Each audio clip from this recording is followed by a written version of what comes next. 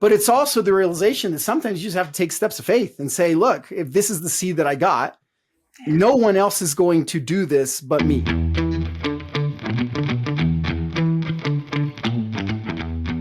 Hello, beautiful people and leaders. It's Michele Phillips, and we are on the Write Your Outcome podcast.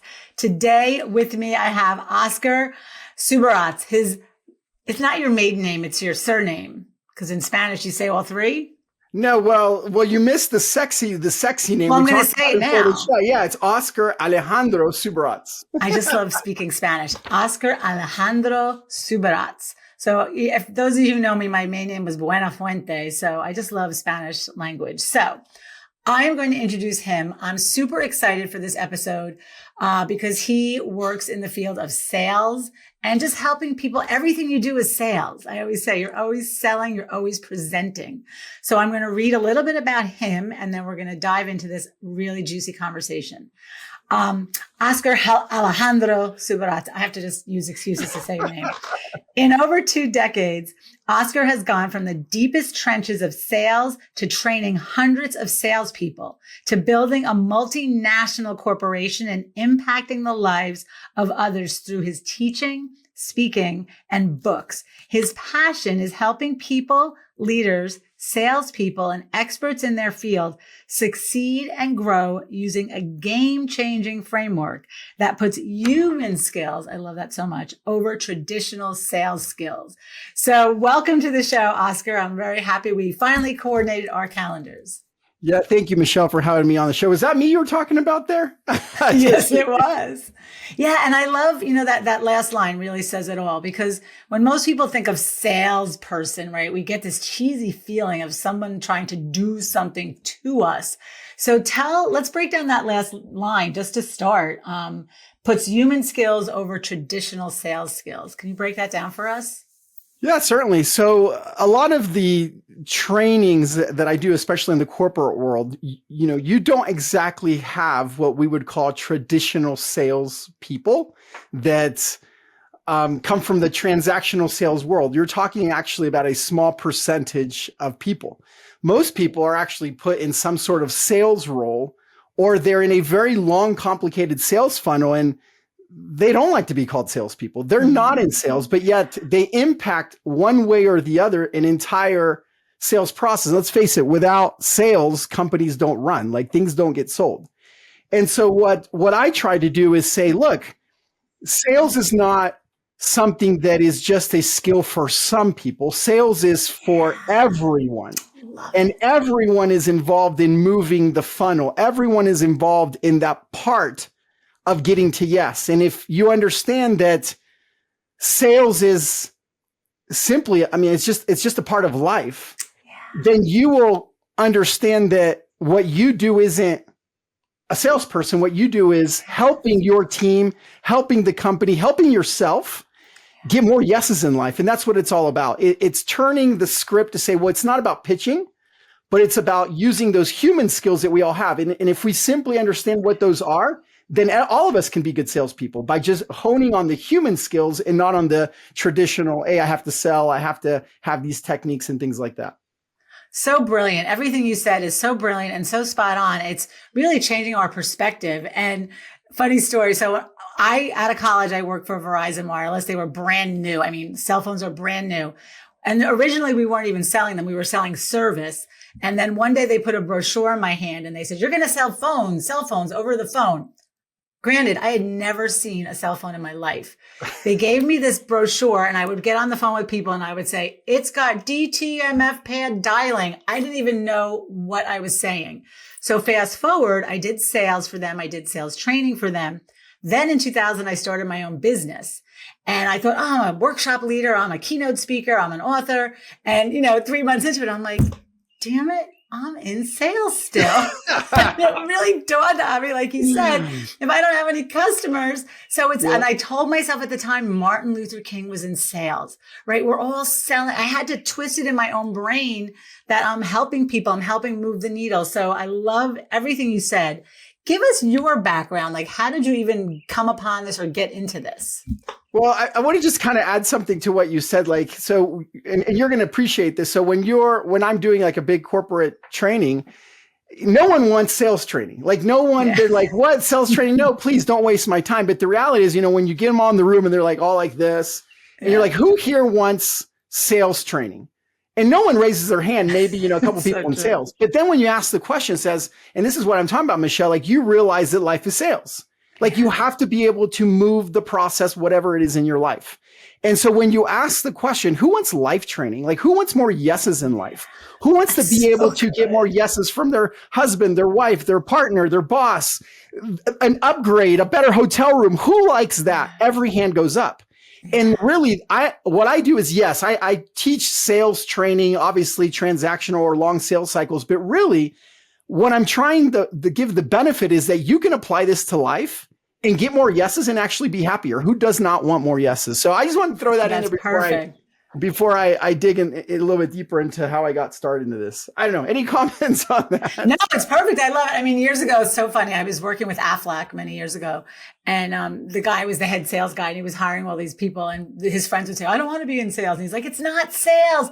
He's like, just think about when we were in college. You would just say, do you want to dance? Do you want to dance? Do you want to dance? Eventually someone says yes, and we just laughed. But it's all like, switching the way you look at it so that you realize this is going to help you in life. And that's what I love about what you're saying. It's not just helping you at the bottom line. Right. So I think your question was, how did I get into this? So I'm originally an entrepreneur. I've either built, started, or helped other people start, other businesses, other companies throughout my life. I started my first company when I was 21 years old. That's still alive today.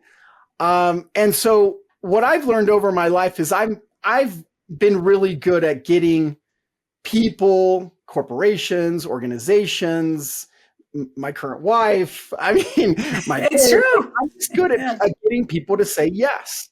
And over time, I realized that, yes, while this is a skill that I have, I mean, I didn't do anything. I was just born this way. So you were born naturally. I was born naturally. But what I learned over time was that at one point in my life, I realized that the reason I am so good at getting people to say yes isn't because I have some sort of pitch or magic wand that I say something.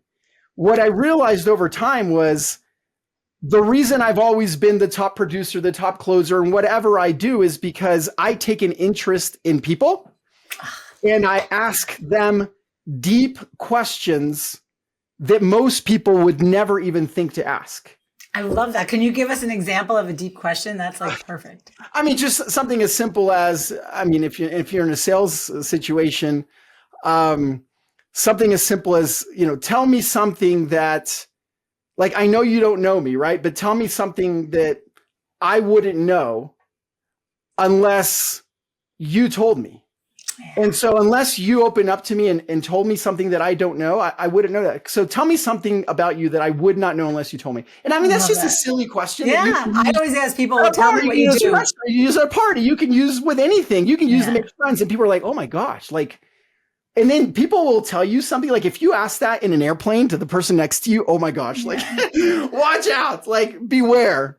But what it is that I learned over time that I can't give you my personality. Like I can't give you can't be me. Like I can't tell you, hey, go close 50, 60% of your sales just by being me. And what I consider that is a personality based training. And there's a lot of trainers out there that are personal. If you can be me, you can be great. So I thought, what are those traits? And this is to answer your question. What are those qualities? What are those traits? What are those skills that I possess that are trainable and replicable to others, and that you can put in some sort of training course or workshop, and that somebody can listen and be in it for 30 minutes or 3 days, but they'll walk out with life-changing tools that will today get them more into yes in life. And so that's how I wrote Closing Intelligence, How to Get Others to Say Yes in Life and Business, and the book to be released soon, Ask, Don't Tell, How to Get to Yes Without Being a Jerk, things like that. So that's how I got it. It gets me so excited because to me, this is common sense to be interested in people. So I guess it's like I had the proclivity for interest in people, to like people, to be interested, to listen to what they're looking for. But even with this knowledge, I feel like it still gets lost in the world. Everyone's selling and marketing, and like someone will send me an invite to LinkedIn and like I accept it. And the next thing you know, I got this like 3 paragraphs of sales in my inbox. I'm like, I didn't ask for that. So where do you think people miss the mark? People miss the mark because, and that's where ask, don't tell comes from. People live in a tell world. Like if you are in a party and you ask someone a question, they'll start talking and then they'll say, oh, what do you do? Honestly, they don't care. Like they literally are just going through the script. So they're talking about themselves. And if you don't believe me, try it on an airplane. Try it with a stranger. I do. Try it with your boss. Try it with someone. If you ask them a question like that's deep, they're just going to talk about themselves. So we live in a tell world, and that's what most companies don't realize. Like you fill something out and then tell, right? Someone comes to your door to sell you something, tell, pitch. And where they miss the mark is that what really gets people to take action, what really gets people to say, man, this person actually cares. I want to do business with this person. This person's not selling to me. It goes down to the human skills. This person is simply, all they're doing is asking questions. And if they go through a process where they ask deep questions, not like, hey, would you like to buy a widget today? It's like, hey, what is important about your life that makes this widget a need for you? Like care about me. And so when you do that in the corporate world, in the sales world, in the training world, it's a shift. He was like, whoa, this isn't hard. Like, I don't even have to be a salesperson. I don't have to have these skills. Actually, those people that are introverts and don't talk are actually the best salespeople because they actually take the time to slow down, ask good questions, and connect. And the other side says, wow, I want to do business with this person. That's the shift. It's stop living in a tell world and live in an ask world where you use your human skills to connect with people, and you can learn all that. I love what you're saying because you're really breaking it down to simple steps. Ask, don't tell. So 2 things I'm getting so excited because we're like really jiving on the same wavelength here. Years ago, I had a guy in one of my workshops tell me that he bought Dale Carnegie's How to Win Friends and Influence People because he wanted to learn how to get over on people. And when he read it, he was like, oh, I don't have to get over on people, right? I could just ask. And so my question though is, this is where I got in trouble early in my career. I'm a really good asker. I'm a really good listener, but then I ended up with a lot of friends and not a lot of sales. So how do you make that? Let's talk about making that turn. Okay. Well, so it's kind of the same thing. So besides being a great question asker, yes, I will say I am a rock star closer, right? So that's a big difference. Yeah. But here I go. So people are saying, okay, Oscar, but that's a trait. That's an ability that, yeah, it is. It's a trait. It's an ability. But ultimately, what are those things I say? What are those skills that are teachable that make me such a great closer? How do I overcome the no? How do I, there's skills like isolate, dig deeper. How do you can't be me, but there is a structure. And that's what I've done in Closing Intelligence and Ask Don't Tell is I give you a structure, a foundation that if you use it, it's not a technique, but if you use it, you can overcome a lot of no's and get to yes. So you can learn to be better at overcoming objections and getting to yes. And that's what I teach you. But with that said, you can't do that. Anything that I teach out of place, it does not work. Like you can't try to get people to say yes if you didn't first take an interest with them in their life. Like you got to ask questions, you got to connect, you have a rapport, you had to have empathy. You got to take them through a process where they actually they're the ones telling you what they need, and then they give you a no. Well, yes, but you've already earned the right because you were listening to help them overcome that no, which is usually just an excuse, by the way. To uncover the real reason why they say no and then try to overcome that. So that's a whole workshop in itself, obviously, but that's what I teach. But what I hear you saying too is, welcome the objections. A lot of people get the first objection and they walk away. It wasn't meant to be, or, but the objection, if anyone listening right now, I want you to bet money when you walk in a store and someone says to you, may I help you? The first words out of your mouth are no, thank you. I'm just looking. But really you walked in to get something, right? So that knee-jerk no, talk about that, like how to get over those Yeah. excuses. Well, something as simple as that. You walk into the store, and if I was working at the store and somebody and I said, "What are you? Are you? Can I help you with something?" I know they're going to Yeah. say no. I could literally say, "Hey, thank you for addressing to me that you're just kind of browsing. Hey, just a quick.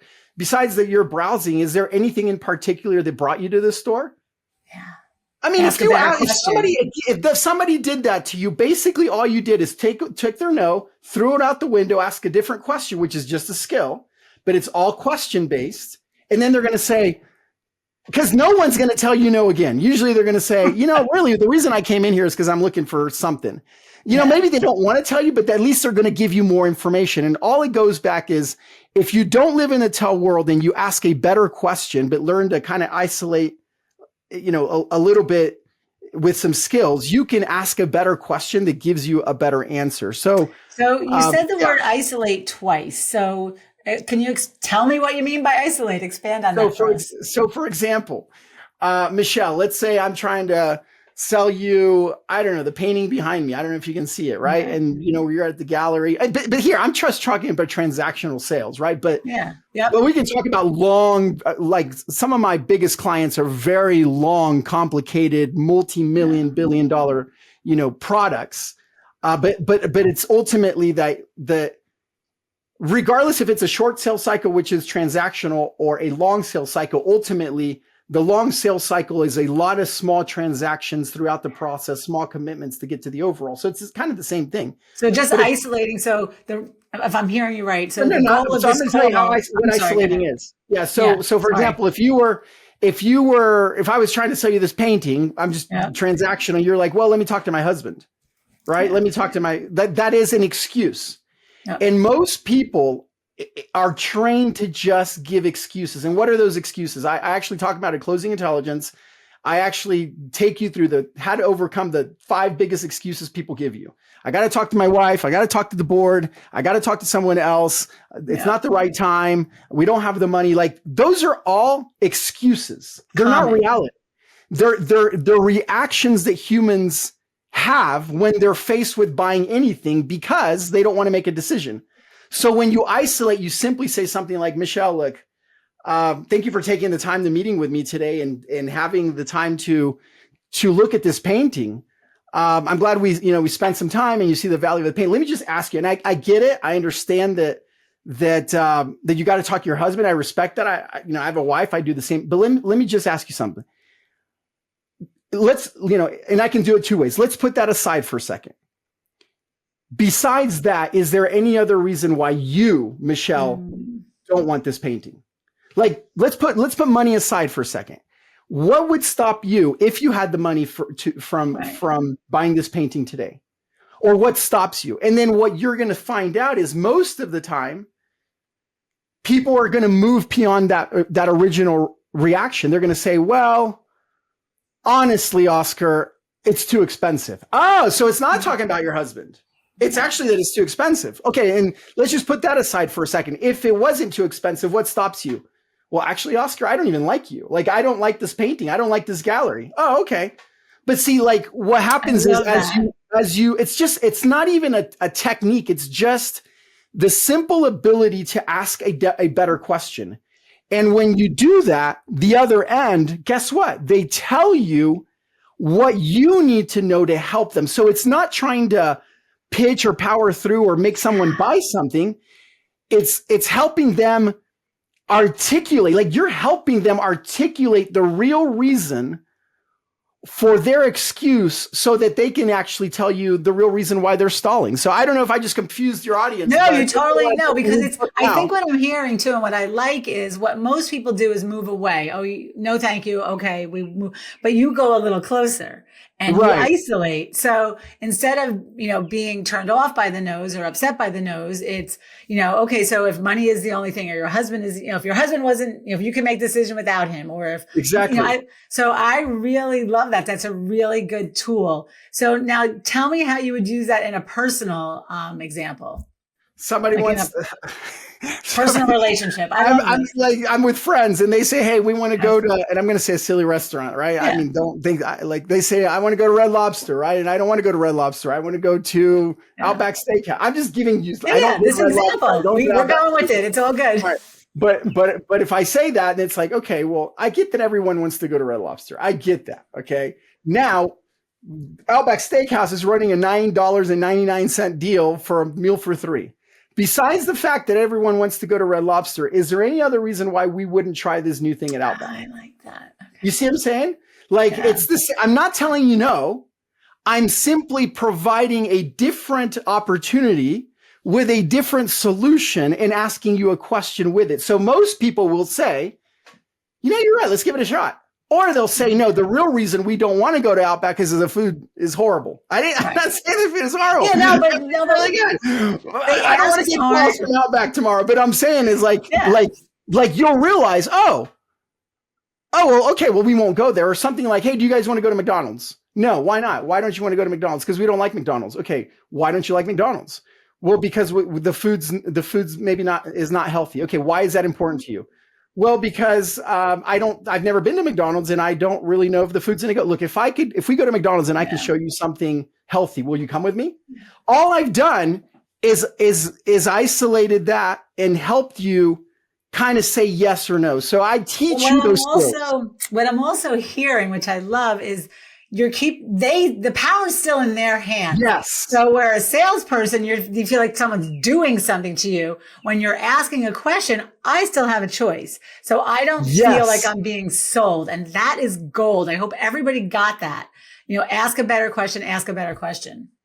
Yes. And I feel like I'm talking too much here, and it's ask, don't tell. No, this is fun. But I'm just trying to give as much value in our time to. So, for example, like no, you understand, like no is part of the process. Like that's one of the things I teach. No, that's so good. Is a part of the process. If there is no, there will never be a yes. So, for example, if you say, "Look, I don't want to buy this," and I say, "Well, is there a reason that's making you not want to move forward and talk?" Like if it's a long, complicated sales process, like, is there any other reason why we wouldn't meet with your engineering team next week and schedule that demo with them to, show you, Rocket X, blah, blah, blah. And they say, no, there is no reason. You've given me no fuel. I love you see what I'm saying? Like if you don't tell me no, there is nothing I can do. Well, if I just keep pushing, I just sound like a jerk. I just sound like a salesman. But if you tell me, well, the reason is that, our engineering team's just not going to be ready for that meeting. You've just given me fuel. You've given me fuel to isolate it and give you some sort of solution. So okay, I get that, your engineering team's not ready. So let me ask you this. If what I'm hearing from you is you do want to meet with the engineering team, but it's just not the right timing. So if we just go ahead and schedule that meeting 2 months from now, can we at least put it in the books? Oh, yeah. You see what I'm saying? Like you're not pushing yourself. And so no is part of the process. And the other thing, Michelle, you said is no one likes to be told what to do.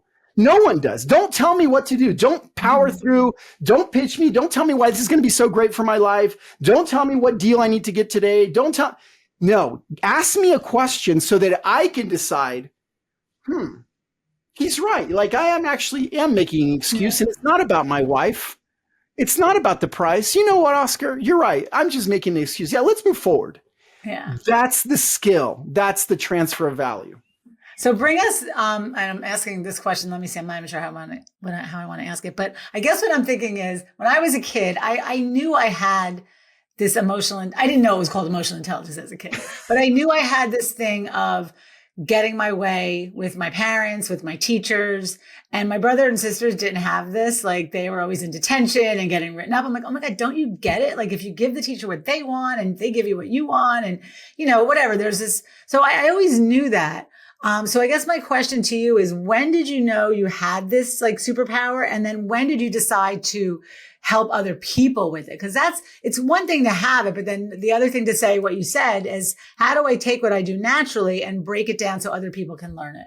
So I guess that's a 2-part question. No, but it's a great question. So, so you mentioned the superpower because it's funny. I start the book that way. Have you ever wanted a superpower? So I think that's why I started laughing. So, it really is that. See, what most people don't realize is, like, for example, in this podcast, I'm talking, but people that know me in the business world, and they know that this is not usually what I do. What I usually do is I'm actually very introverted. Well, I'm asking quiet. you for a change. Yeah, I'm actually very introverted. And what I do is I just, peel the onion, dig deep, ask questions, and you have to earn the trust of someone. So if I were to tell you, besides the fact that I would sound like a jerk unless I've built rapport and a connection with you first. So the shift for me was, how do I impact the lives? Because, you can have your company, you can have your business, and you're just like selling whatever you're selling. But my thought was, how do I impact the lives of as many people out there across the globe? Because I'm also fully bilingual in Spanish, to actually be able to succeed in life.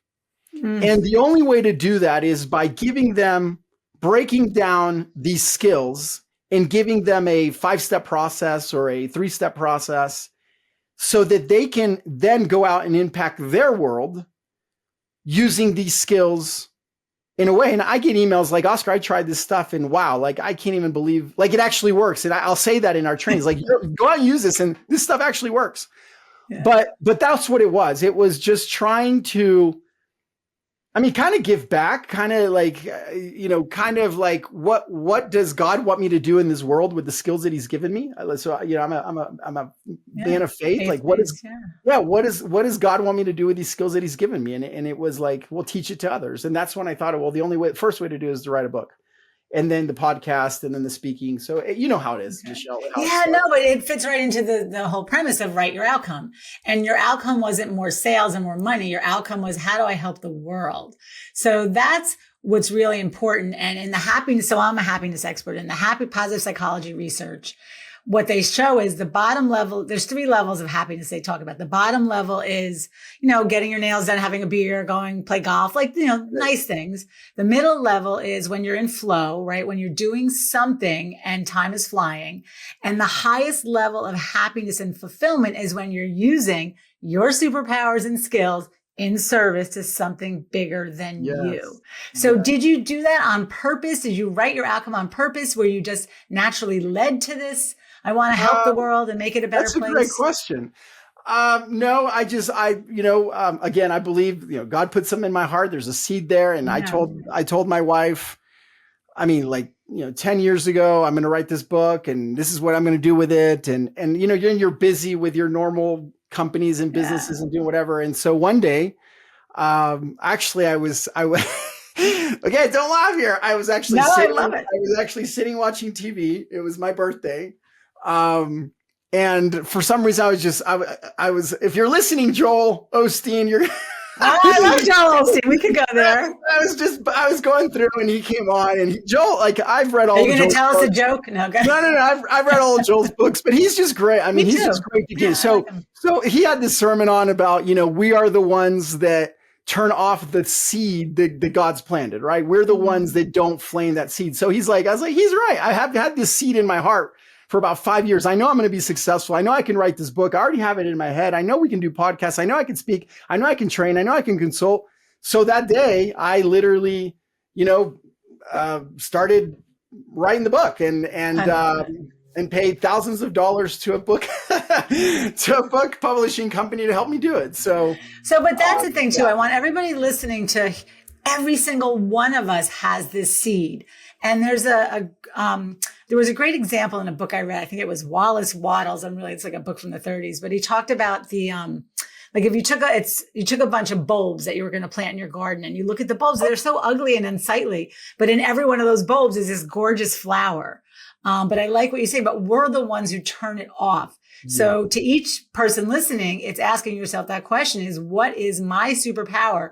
And it's usually something that comes really easy to you that you take for granted, that you can figure out a way to help others with. So wonderful. So how did you come to Yes Moves the World? I love that quote. I'm going to answer that, but I think there's something that you said there that is so gold that I can't let it go. So yeah, let's go. Like many people in any decision, like so if you're listening as a salesperson, listen to this because it's a great way to overcome objections, but also in your own life, it's a great way to overcome your own objections. Like, we all want to know everything before we take some sort of action. Like, we want to, if I do this, this is going to happen, this is going to happen, this is going to happen. And one of the things that I teach is the reason I get so many yeses in life is really because I don't think in my mind all the no's that I'm going to get. It's like, what do I need to do today to take some sort of action? And so for your listeners, it's like this. Those opportunities don't happen until you to move forward. So when you move forward, the opportunities open in parallel in your life. But you're not going to know what those opportunities are until you actually move forward. And there's always going to be a reason not to get started. There's always going to be another wave. There's always going to be something else to spend money on. There's always going to be all the reasons why you don't start. But until you take some sort of action today, you're not going to know whether you're a believer, what God's got for you, or you're not a believer, what the world's got for you, but you're not going to know. And if you do nothing, nothing's going to happen. So I'm changing the question now. No, and now I want to change the question. And now I just lost what it was. Okay, so the last question, then we're going to wrap this up. But I want to ask, that's the biggest thing. I never, for years, I never got that quote, don't throw the baby out with the bathwater. I'm like, what the heck does that mean? But it's kind of like we get a good idea.